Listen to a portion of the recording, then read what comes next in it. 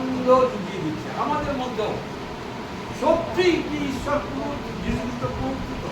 সন্দেহ আসতে পারে। সত্যি কি ঈশ্বর যীশু খ্রিস্ট ঈশ্বর? সত্যি কি যীশু খ্রিস্ট আমার পাপের জন্য মরেছে? নানা রকম কিন্তু কোয়েরি শয়তান তোমার আমার মধ্যে ঘুমাচ্ছে। আর এইটাকে কোন বলছে এটা একটা যুদ্ধ। আমার চিন্তার এগেনস্টে কাজ করা মানে যুদ্ধ। প্রত্যেকে এরকম করবে, এরকম কর। কার কার বুড়ো আঙুল সামনে আছে? কোনাতে? হ্যাঁ আচ্ছা, এবার বাঁ হাতটা এরকম করবে, বাঁ হাতের তার উপর রাখ। কেমন লাগবে? অসুবিধা হচ্ছে না? অসুবিধা হচ্ছে না? আর কখনই তুমি অজান্তে এরকম করবে না। তা আমরাও ঠিক তাই, এতদিন যা করেছে তার উল্টো করতে হচ্ছে অজান্ত। আমরা অজান্তেও পারবো না করতে। আজকে জেনে শুনে তুমি যিশুকে এরম করছে, এরম নয়। এরম জগতের লোক এরম করছে। জগতের লোকরা তারাও জানাতের আঙুলটা উপরে লাগে, বুড়ো আঙুলটা। কিন্তু আজকে আমরা এটাকে একই কাজ হচ্ছে নাকি আলাদা হচ্ছে?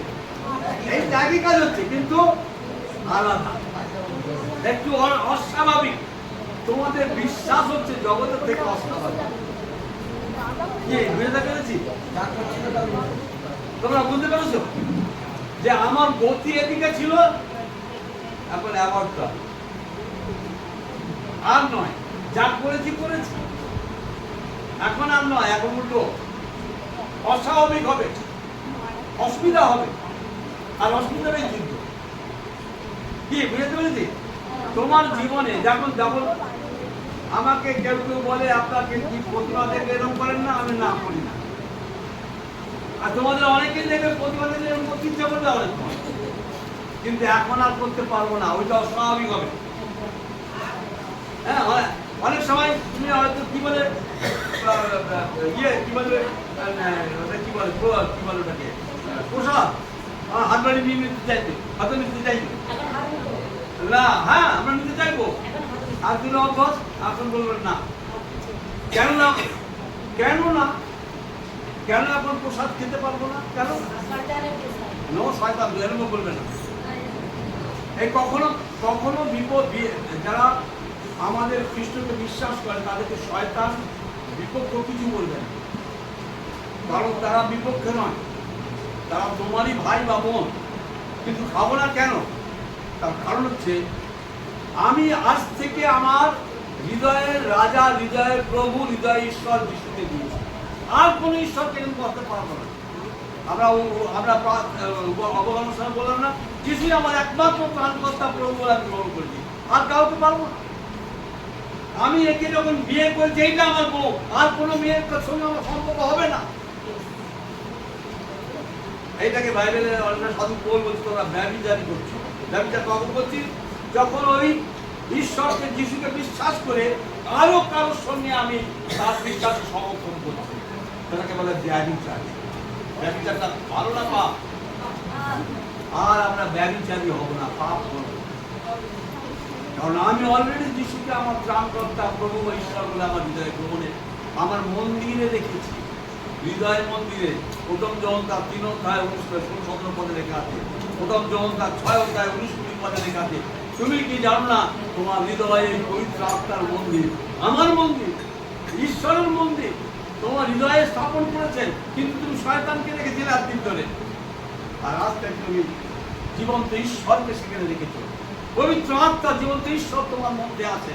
তুমি কখনো অন্য কাউকে সেখানে দিতে পারো কোনো কিছুর প্রসাদ। আমাকে একজন ভাই বললেন এখানে যে কোনো সাধ্যতে আমি যেতে পারি কিনা। হ্যাঁ, যেতে পারবো। সেটা হচ্ছে আমাদের মানবিকতা। আর মানবিকতা যদি না দেখায় তাকে জয় করবো কি করে?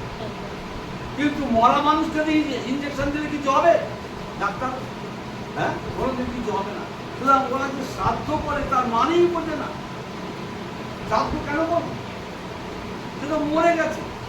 যতক্ষণ বেঁচে আছে ততক্ষণ প্রাণপণ করবো, তাকে বাঁচাবা। মরে গেলে আর কি করবো? তার জন্য কিচ্ছু করার নেই।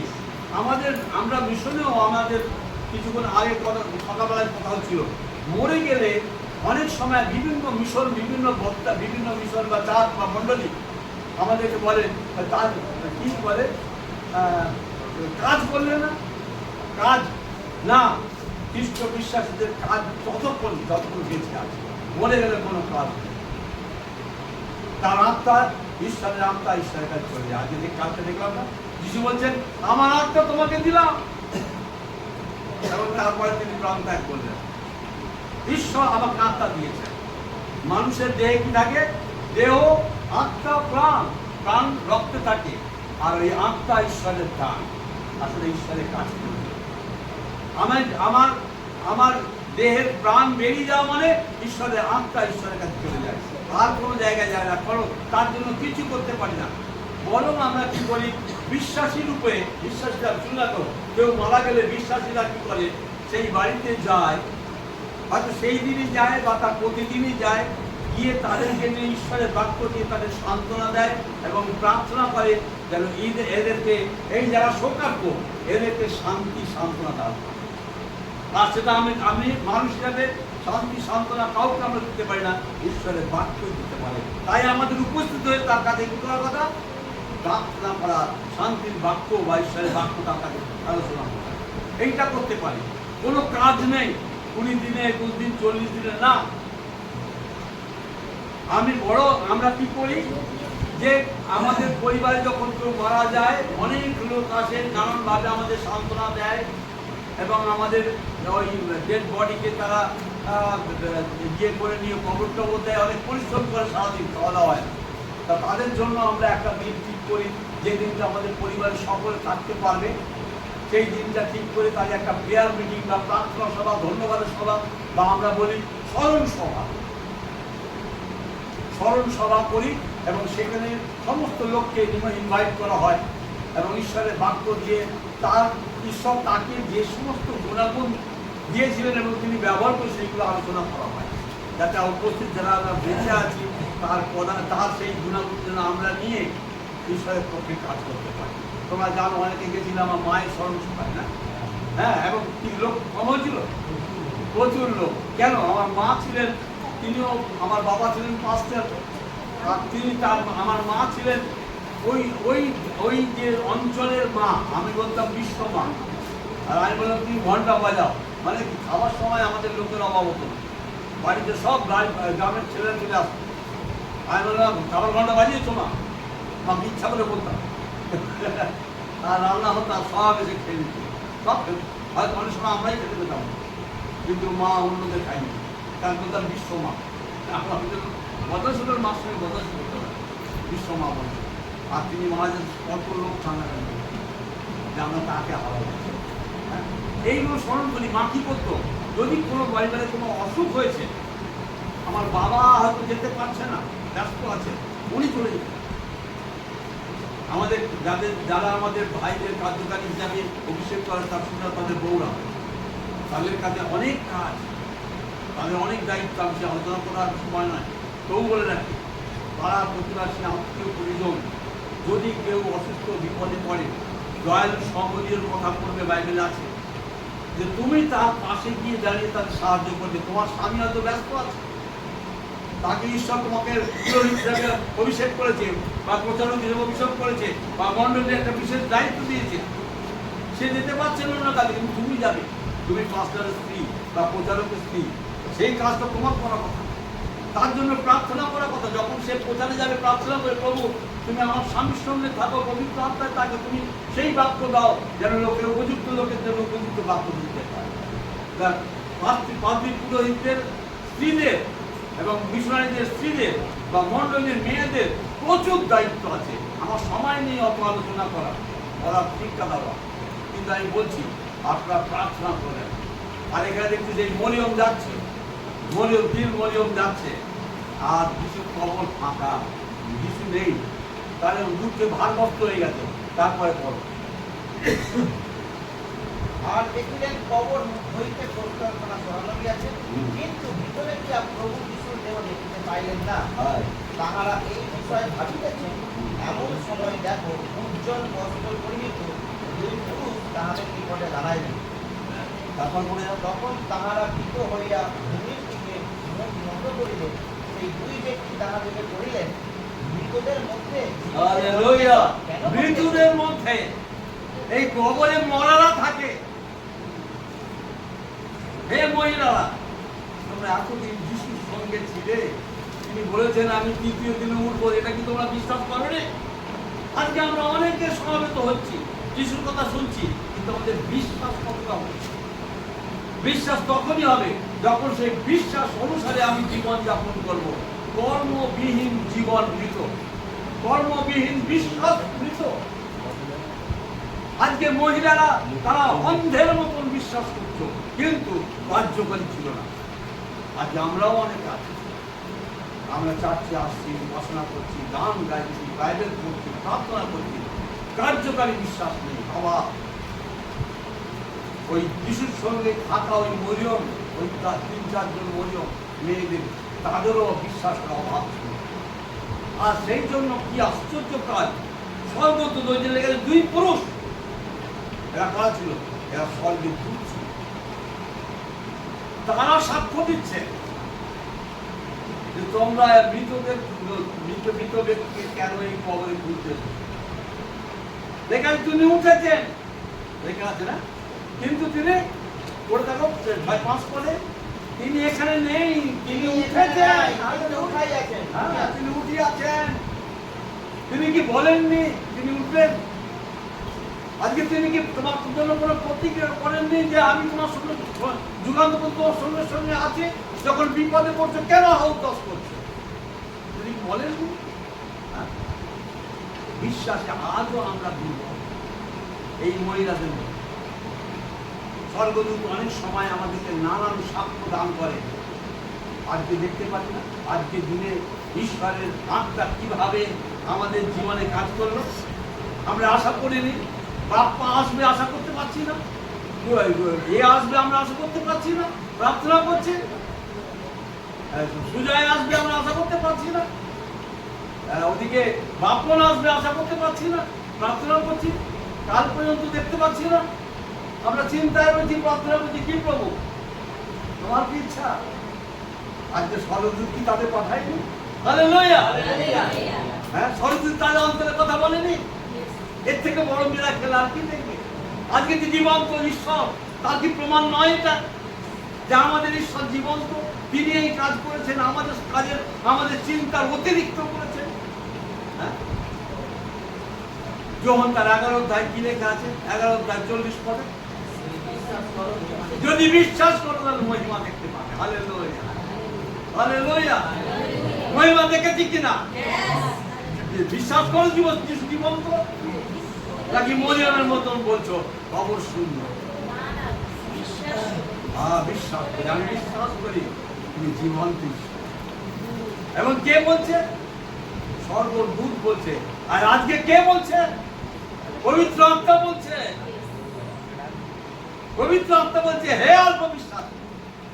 আমাকে বলছে অন্য অবিশ্বাস। আমি মনে করি তুমি কে? তুমি জীবন্ত ঈশ্বর। তোমাদের প্রত্যেকের জীবনে আজকে ঈশ্বরের এই বাক্য দিয়ে তুমি তোমাদের জীবনে আগুন জ্বালাতে চান। বিশ্বাস করো, মরবে না। যদি বিশ্বাস করো মরবে না। কি লেখা আছে? 11:25, জন 11:25 আমি পুনরুত্থান ও জীবন। যে আমাদের বিশ্বাস করে সে কখনো মরবে না, তো এবং মরিলেও জীবিত। হালেলুয়া। কে বলছে? পবিত্র আত্মা বলছে। পবিত্র আত্মা বলছে আগুন ঝরবে। ঈশ্বর আজকে আগুন এখানে আকাশ পাঠিয়ে। আমরা বিশ্বাস করেছি ঈশ্বরের আগুনের কাজ হয়েছে, পবিত্র আত্মার কাজ হয়েছে, বিশ্বাস করছি। বলো হালেলুয়া। ইয়েস।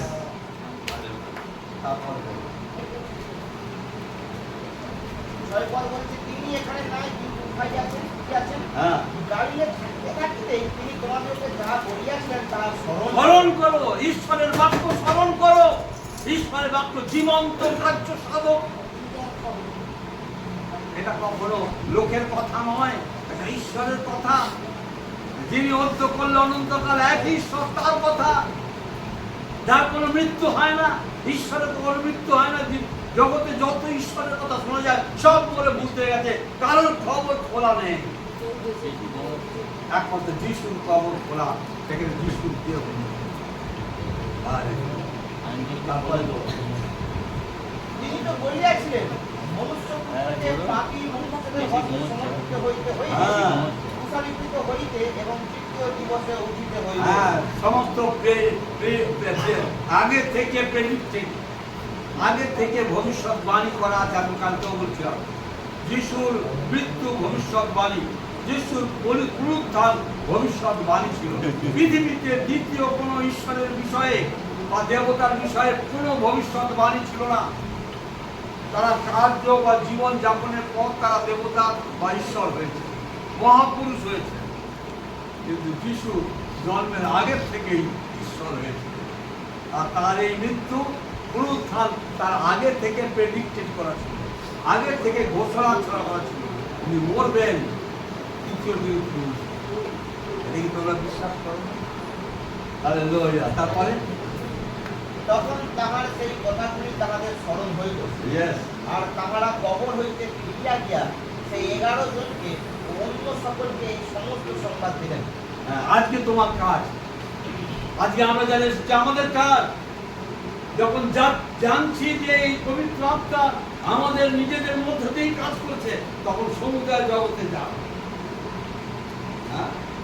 তখন সকলের কাছে গিয়ে সাক্ষ্য দাও যে আমার যিশু জীবিত, তিনি তোমার জন্য মরেছিলেন কিন্তু জীবিত, আর মরবেন না, আর মরবেন না।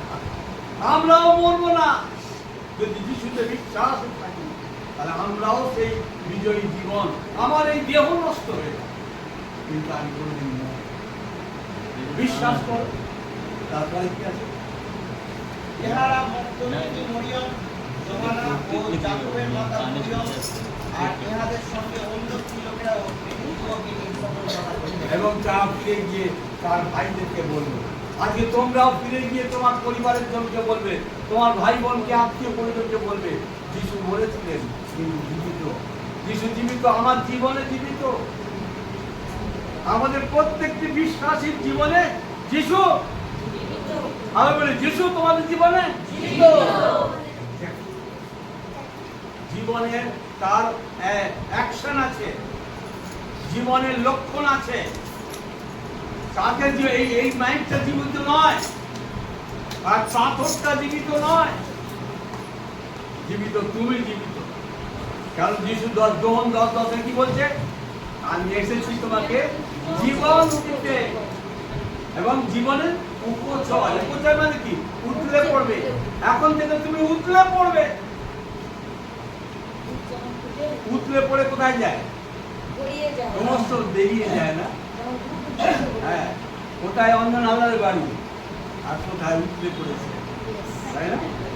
কোথায় উতলে পড়েছে? আজকে তোমরাও ঠিক তাই। কোথায় তোমাদের বাড়ি? কোথায় উতলে পড়বে?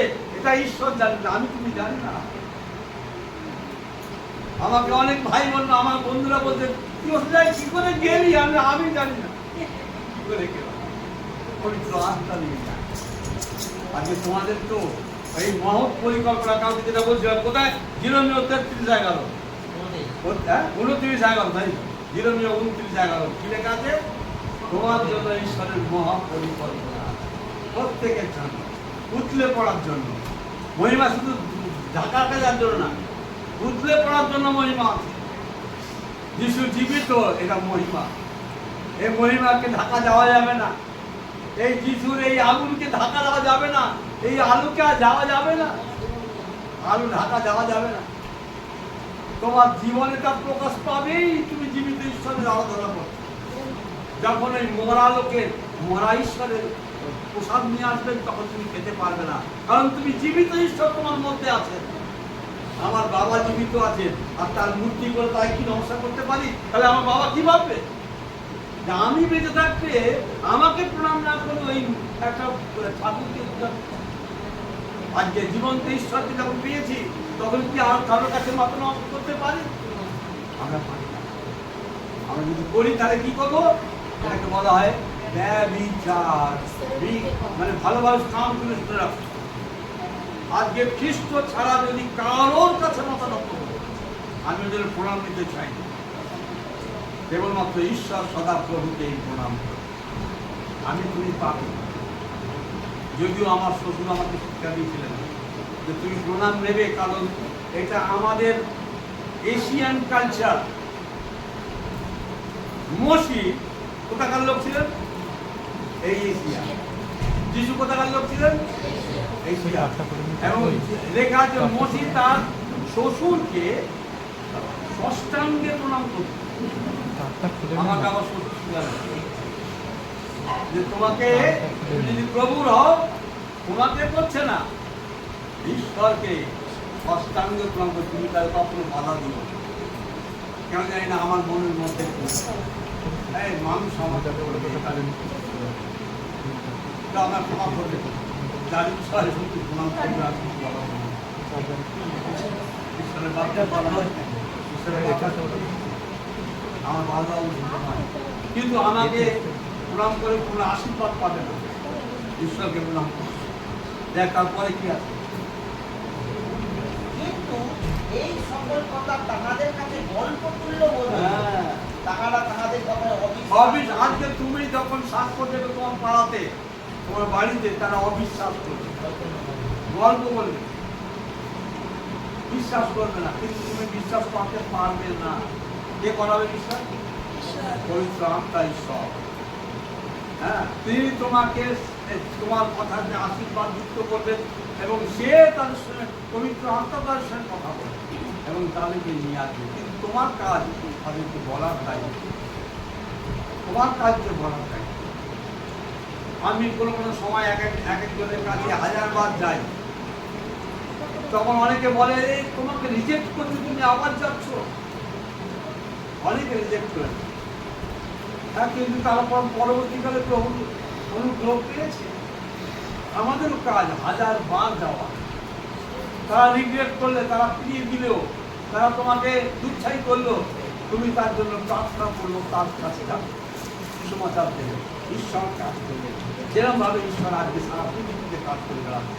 তারপরে গল্প, তথাপি পিতর উঠিয়া কবরের নিকটে দৌড়িয়া গেলেন এবং ভেট হইয়া দৃষ্টিপাত করিয়া দেখিলেন, কেবল কাপড় পরিয়া রহিয়াছে। আর যাহা ঘটিয়াছে তাহাতে আশ্চর্য জ্ঞান করিয়া অনেকে অনেকে আছে, তোমা বলেছিল আমি যতক্ষণ না হাত দিয়ে দেখবো ততক্ষণ বিশ্বাস করবো। আমরা অনেকে আছি, বাস্তব অভিজ্ঞতা না পেলে বিশ্বাস করবো না। হ্যাঁ, যিশুকে পেরেছি, অনেকে বলবে হ্যাঁ যিশুকে বিশ্বাস করেছি, কিন্তু বাস্তব এটাকে বলা হয় experience, not feelings. Feelings and experience দুটো পার্থক্য আছে। আমি এটা বাংলা কি করে বলবো? হ্যাঁ, ভেরি গুড। অভিজ্ঞতা, খ্রিস্ট যিশুর জীবন্ত, এটা অভিজ্ঞতা তোমার। এটা ফিলিংস নয়, অনুভব নয়, আবেগ নয়। অনেক মণ্ডলী, অনেক বিশ্বাসীরা আবেগে চলে। খ্রিস্টান সমাজ আছে অনেক আবেগে বলে, আবেগে, অভিজ্ঞতা নয়। এরকম অভিজ্ঞতায় যাবে না, ওই আবেগে যাবে না। তোমার জীবনে ঈশ্বর মিরাক্কেল করবে, আর তখনই সেটা বাস্তব অভিজ্ঞতা। আজকে যে কটা ভাই বোনের মধ্যে করবো, এটা বাস্তব অভিজ্ঞতা। তারাও হয়তো জীবনে তারা চিন্তা করতে পারেনি, তাদের জীবনেও আসেনি, কিন্তু পবিত্র আত্মা তাদেরকে প্রেরণা দেয়, তাদের সঙ্গে কথা বলে। বাস্তব অভিজ্ঞতা, এই অভিজ্ঞতা কেউ ভুলতে পারে না, এবং এরা নতুন একটা অনুভূতি তাদের জীবনে আসবে। যখন ঠান্ডা হাওয়া লাগে দেখতে পায়, কিন্তু কি করে? অনুভব করে এবং অভিজ্ঞতা লাভ করে যে ঠান্ডা বইছে। আজকেও পবিত্র আত্মা যখন তার সঙ্গে কাজ করেছে, এই অভিজ্ঞতা তাদের জীবনে এসেছে। হয়তো বুঝতে অনেকে নাও পারে, কিন্তু এর জন্য তাকে প্রার্থনা করতে হবে যেন আমি এই পবিত্র আত্মার উপস্থিতি আমি আমার জীবনে উপলব্ধি করি।